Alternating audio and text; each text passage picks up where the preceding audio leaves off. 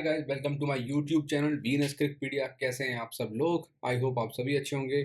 तो कुछ दिनों में सीरीज स्टार्ट होने जा रही है T20 पाकिस्तान और इंग्लैंड की। इंटरेस्टिंग बात यह है कि ये 4 मैचों की सीरीज है। आईपीएल ख़त्म होने को आया है और आईपीएल कैसा गया है दुखदाई सबको पता है। तो इस सीरीज से कुछ उम्मीदें हैं खैर। तो जो भी रहेगा बात करेंगे सीरीज में कौन जीत सकता है कौन नहीं। वैसे कौन जीत सकता है तो आपको भी पता है। तो चलो बिना समय गवाए बढ़ते हैं आगे। इनकी जो हिस्ट्री रही है ना, मैं बताऊं आपको, 2020 से मुझे ध्यान है इनका। जब कोविड चल रहा था तो पाकिस्तान गई इंग्लैंड, 3 मैच हुए, तीनों में कलर आया।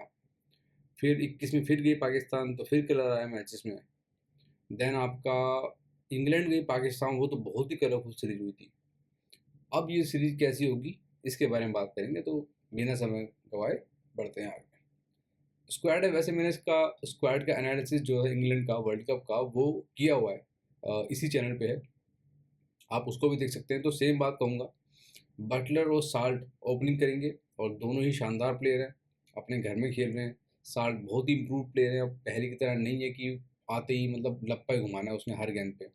थोड़ा सा टेक्निक बेहतर हुई है इसकी। या तो आप ये कह सकते हो कि आईपीएल में खेलने के बाद क्या होता है कि प्लेयर काफ़ी अच्छे से कोचेस मिलते हैं उनको, तो उससे इम्प्रूवमेंट होती है। बहरहाल जैक्स मेरे फेवरेट प्लेयर है भाई। मैं इसको बहुत हाईली रेट करता हूँ। मतलब इंग्लैंड में आप यकीन नहीं मानोगे, मेरे को बटलर वगैरह से ज़्यादा पसंद है। और मैंने जब आरसीबी इसको नहीं खिला रही थी मैंने तब भी कहा था, मैंने कहा भाई आप इसे खिलाओ, ठीक है। क्योंकि जैसे ही उन्होंने खिलाया जैक्स को, तुरंत उनके जो नज़ारे बदल गए। ऑल दो मैं कह रहा था कि ग्रीन की जगह खिलाओ, और उन्होंने मैक्सवेल की जगह खिलाया क्योंकि मैक्सवेल आउट ऑफ फॉर्म था। बहरहाल ब्रुक है, एक और अच्छे प्लेयर हैं, और आपने देखा होगा 5 बॉल में 21 रन बना के चेज कर दिया उन्होंने रसल के अगेंस्ट। मैच था वेस्ट इंडीज़ में।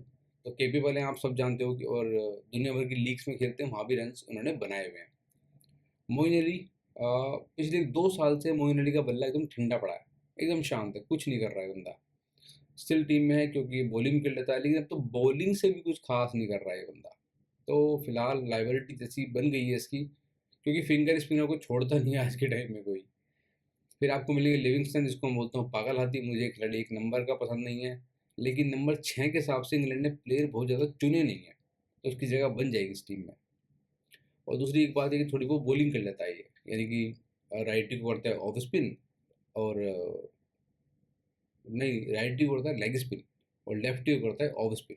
तो उस हिसाब से थोड़ी सी आप कह सकते हो कि चालू बॉलर है। फिर आपको मिलेंगे सैम करन, जो कि मुझे आईपीएल में तो उतने पसंद आते नहीं, क्योंकि इनके मतलब की पिच बनती नहीं है। यहाँ भी यही रहेगा, ये बॉलिंग से मार खाएंगे, बैटिंग से यूजफुल हो सकते हैं। सैम करन बेसिकली लंबे फॉर्मेट का ज़्यादा अच्छा प्लेयर है, या इसका आपको फ़ायदा लेना है तो टॉप पे लो बैटिंग करा के।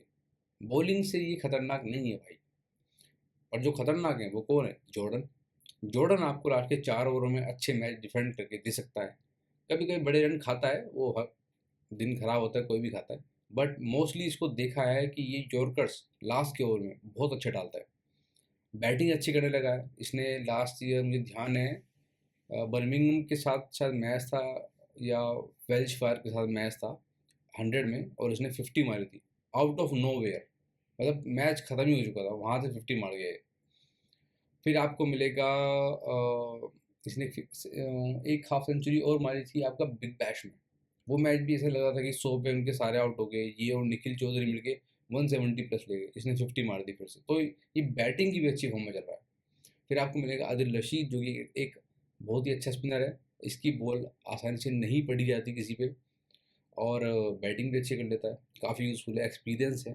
फिर आपको आर्चर मिलेगा। अब आर्चर का हमें नहीं पता कितना फिट है कितना नहीं, बट अगर आर्चर 80% 70% भी फिट है तो वो एक बहुत बड़ी एसेट है किसी भी टीम के लिए।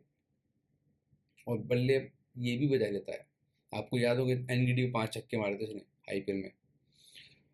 फिर आपको मिलेगा मार्क वुड, जो कि एक और 140 प्लस। अब देखो इंग्लैंड की ये बढ़िया स्ट्रेंथ हो गई है, जॉर्डन, आर्चर, वुड, 3 ऐसे बॉलर जो 145 से ऊपर गेंद फेंक सकते हैं कंसिस्टेंटली। ये एक बहुत बड़ी एसेट है इंग्लैंड के पास, तो ये हर टीम के पास नहीं है। फिर कुछ खिलाड़ी जो मैंने बाहर कर दिए हैं, बेस्टो है। अब देखो बेस्टो फॉर्म में नहीं चल रहा यार, बेस्टो की जगह बनेगी ओपनिंग में, तो क्या आप साल्ट को बाहर करोगे? तो आई डोंट थिंक कि ये सही होगा, तो इसलिए मैंने बेस्टो को लिया नहीं है। वरना अगर आप मुझे 2 साल पहले कहते बेस्टो को, तो सबसे पहले लेता हूँ। मेरा फेवरेट प्लेयर था बेस्टो। फिर आपको मिले टोपली। टोपली की जगह नहीं बनेगी, वो सैम करन अंदर आ गया आपका एक लेफ्टी, तो आई डोंट थिंक जगह बनेगी, और खिलाना चाहिए पेस बॉलर को ही। टोपली अच्छा बॉलर है, मैं T20 में उतना रेट नहीं करता उसको। आपको डकेट मिलेगा, फिर एक और अच्छा बल्लेबाज है, लेकिन जगह नहीं बन रही इसकी भी। टॉप 3-4 में खेले तो जगह, मतलब अच्छा बैट्समैन है ये भी। फिर आपको मिलेगा हार्टली, एक बहुत ही साधारण सा गेंदबाज है। अगर ये खेल गया पाकिस्तान वाले, इसको कूट गिरेंगे यार। अब आते हैं, बात करते हैं पाकिस्तान की। और पाकिस्तान की बात मैंने की थी जो पाकिस्तान आयरलैंड की सीरीज हुई थी तब। इनकी दिक्कत क्या है कि इनके पास जो प्लेयर है ना, वो सेल्फलेस नहीं है। मतलब ऐसे प्लेयर नहीं है कि जो बॉल वन से बल्ला बजाने में कंफर्टेबल हो। घुमा लेते हैं, रन बन जाते हैं, बट अभी मैच हुआ था आयरलैंड के साथ, 2 आउट कर दिया आयरलैंड ने और 2 कैच छोड़ दी उन्होंने, फ़खर जमान की, रिजवान की। वरना इनका मैच, इनकी सीरीज वहीं हार के थे ये लोग, क्योंकि ये लोग नेचुरली स्ट्रोक प्लेयर नहीं है। इनका जीतने का चांस कब बनता है? जब इनकी बॉलिंग सामने वाली टीम को 160 रन पे रोक दे, 160 165 पे रोक दे, फिर ये उसको चेज कर सकते हैं। वो कंफर्टेबल है ये। या तो ये पहले बैटिंग करके बनाए 150 से 170 रन के बीच में, और वो इनकी बॉलिंग डिफेंड कर दे। पाकिस्तानी टीम बैटिंग से मैच नहीं जीत सकती अपनी। बाकी सैम अयूब हैं। अब काफ़ी लोग सोच रहे होंगे सैम अयूब की मैं बात करता हूँ वो रन नहीं बनाते। बात क्या है कि सैम अयूब को जो रोल दिया गया है कि घुमाना है भाई तेरे को, तो उस केस में आपको 10 में से 3 बार चलता हुआ दिखाई देगा। लेकिन जिस 3 मैचों में चलेगा, वो पाकिस्तान शोर मैच जीत जाएगा, क्योंकि ये 6 ओवर खड़ा रहेगा तो 70-75 रन मार देगा, एक फाउंडेशन सेट कर देगा। उसके बाद आने वाले बल्लेबाज रन बना सकते हैं। फिर आते हैं रिजवान आपके। अब रिजवान और बाबर की दिक्कत एक है, अगर ये ऊपर खेलते हैं, ओपनिंग में खेलते हैं, पावर प्ले में, तब तो ये रन बनाते हैं। अगर जैसे ही पावर प्ले खत्म होता है, इनको थोड़ी दिक्कत होनी स्टार्ट हो जाती है। तो ये दिक्कत को तो हम कुछ कर नहीं सकते। खैर, बाकी रिजवान, ये बाबर, मैं चाहता हूँ कोई एक खेले स्क्वाड में, लेकिन अब दोनों खेल रहे हैं, इनकी मर्जी। फ़खर जमान, फ़खर जमान में एक बात है, हालांकि उसको ओपनिंग पे खेलना चाहिए, बट क्या है कि वो 6 सीटर है, छक्के मारता है लंबे लंबे, तो उसको उतना इशू नहीं है। स्पेशली इस मिडिल ऑर्डर में आते हैं स्पिनर्स, और स्पिनर्स को ही लंबे लंबे छक्के मार देता है, तो इसको उतना इशू नहीं है। पावर गेम है इसके पास, वो बाबर आजम के पास नहीं है। फिर आपको मिलेंगे आजम खान, मेरे फेवरेट। और ये जब खड़े होते हैं छक्के बड़े इजीली मारते हैं। और एक और बात है इस बंदे की, ये नो नॉनसेंस क्रिकेटर है। ये आपको चीकी शॉट मारता हुआ दिखाई नहीं देगा कि स्कूप मार दिया, अपर कट मार दिया, रिवर्स स्वीप मार दिया, है ना, वो सब नहीं करेगा ये सिंपल सीधे खड़े खड़े शॉट मारेगा। खैर फिटनेस भी इसकी ऐसी है नहीं कि ये बैट बैठ के छक्के मार दे, मतलब, बट ये बहुत बढ़िया खेलता है, बहुत बढ़िया टैलेंट है।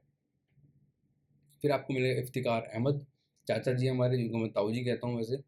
और फिनिशिंग का रोल अच्छा कर रहे हैं पिछले कुछ समय से। ये बॉलिंग भी अच्छी कर ले रहे हैं, लेफ्ट हैंडर को खास तौर से, तो उस हिसाब से जगह बन जा रही है।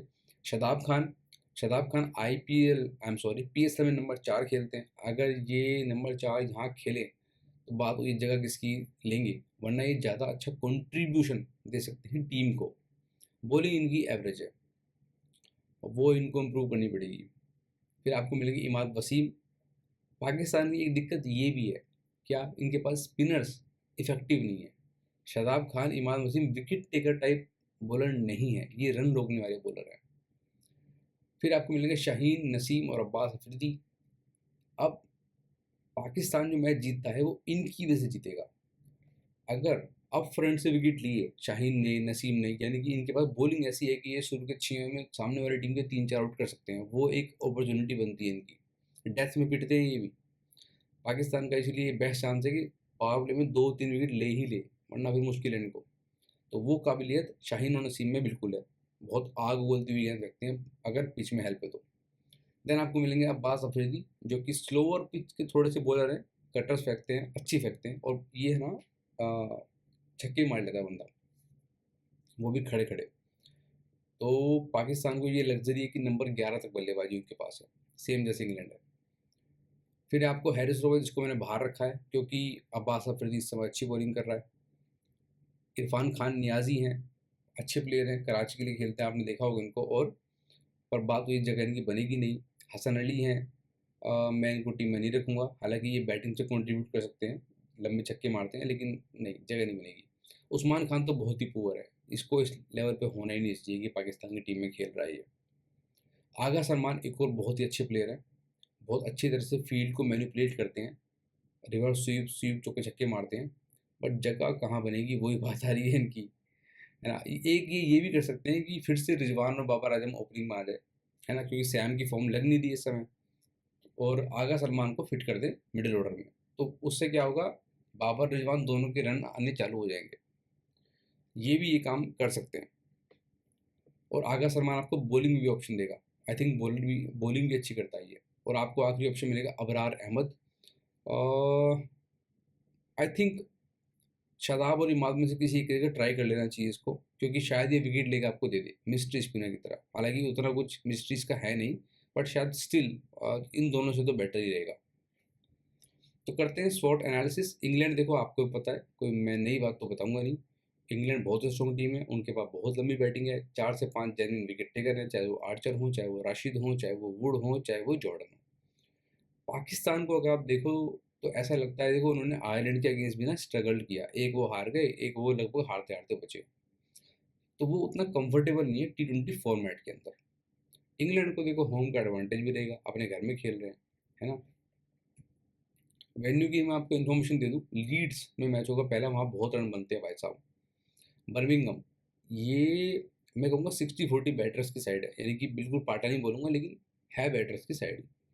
कार्डिफ, बहुत लंबी बाउंड्री है इसकी साइड की, but still batter friendly ground है, क्योंकि सामने की बाउंड्री छोटी है और पिच अच्छा खेलती है। London, full of run, London में 2 ग्राउंड है, एक है आपका लॉर्ड्स और एक है केनिंगटन ओवल, तो ये मैच होगा केनिंगटन ओवल में, और ये ग्राउंड बैटर्स का पैराडाइज है, सरे का होम ग्राउंड है ये। अब मैं आपको दे दूँ एक डिस्क्लेमर, डिस्क्लेमर ये है कि इंग्लैंड में जो वेदर होता है उसका बहुत बड़ा हाथ होता है। अगर वेदर ऐसा है कि वहाँ हवा चल रही है, पिच में नमी है, तो भैया बहुत तगड़ा स्विंग होता है, फिर यही जो बैटिंग पे ये दो हो जाएंगी, ठीक है, तो इस चीज़ का भी ध्यान दीजिएगा। बट मैं आपको वो बता रहा हूँ जो जनरली होता है। प्रेडिक्शन की बात करते हैं, सिंपल सी प्रेडिक्शन है, इंग्लैंड मेरे हिसाब से 3-1 से ही सीरीज जीत जाएगा, कोई रॉकेट साइंस इसमें है नहीं, क्योंकि यार देखो अपने घर में खेल रहे हैं और पिच भी अपने हिसाब की बनाएंगे वो लोग, उनका स्क्वाड भी स्ट्रॉन्ग है, तो कोई रीज़न नहीं बनता। और पाकिस्तान सामने है, मुझे पाकिस्तान से उतनी उम्मीद नहीं है। मैचेस तो कलरफुल होंगे, but might not be tradable, ऐसे नहीं होंगे कि उनमें आप पैसा बना सको, क्योंकि मार्केट झुका रहेगा मेरे ख्याल से, पूरी तरह से गाड़ में घुसा रहेगा इंग्लैंड की। अब उसमें क्या होता है कि कई बार या तो इंग्लैंड ऐसी पोजीशन में पहुंच जाए कि बिल्कुल ही हारने वाली पोजीशन में पहुंच गई, तब तो पैसा बनता है बंदे का। अदरवाइज तो क्या होता है कि जैसे आपने पहला मैच देखा होगा वुमेंस का, जो पाकिस्तान के साथ हुआ, उसमें क्या हुआ कि 4 आउट हो गए, बहुत कम स्कोर पे, शायद 15 पे 4 हो गए थे उनके, और भाव तभी भी सिर्फ 60 पैसे ही दिया मार्केट ने, मैक्सिमम भाव। तो इस तरह से बहुत दिक्कत होती है, इस तरह के में ट्रेड निकालना, पाकिस्तान को बहुत अच्छी कंडीशन में आना पड़ेगा, तब आपको जाके फ़ायदा होगा। इंग्लैंड पे तो खेल के फ़ायदा कोई होगा नहीं, आप भी जानते हो। तो हो सकता है कि मैचेस आपको लगे कलरफुल हो, जैसे आज का मैच चेन्नई और आरसीबी का मैच है, कहने को तो बहुत इंटरेस्टिंग बना, लेकिन पैसा तो नहीं बना ना किसी का, आरसीबी सीधा मैच जीत गई। सेम, तो बस यही कहना है कि आखिरी बात, अगर इंग्लैंड खुद चाहेगी तो ही हारेगी, वरना नहीं हारेगी। पाकिस्तान कोई कंपटीशन नहीं है इनके सामने। हाँ, कुछ सीन बनता है, पाकिस्तान 170-180 बनाए, फिर इनके बॉलर मैच निकालने, वो अलग बात है, इन प्ले में देख सकते हो उस चीज़ को, आपकी मार्केट बहुत लो odds दे रहा है, वो देख सकते हो। बट ऑल एंड ऑल लग यही रहा है कि 3-1 से मैच जीतेगी, और एक मैच भी जो हारेगी वो खुद ही हारेगी। बाकी का ये मेरा टेलीग्राम चैनल का लिंक है, लिंक को मैं डिस्क्रिप्शन में पोस्ट कर दूंगा, आपसे रिक्वेस्ट है लिंक के थ्रू ही ज्वाइन करें, और अगर लिंक के थ्रू ज्वाइन ना कर पाए तो ये रहा मेरा यूजर नेम, आप मुझे मैसेज करना, मैं आपको लिंक 1-2 शेयर कर दूंगा। ऐसा मैं इसलिए करूँ ताकि आप किसी फेक चैनल में ना पहुंच जाए। तो इस वीडियो में इतना ही, मिलते हैं आपसे किसी और वीडियो में, till then goodbye and good luck.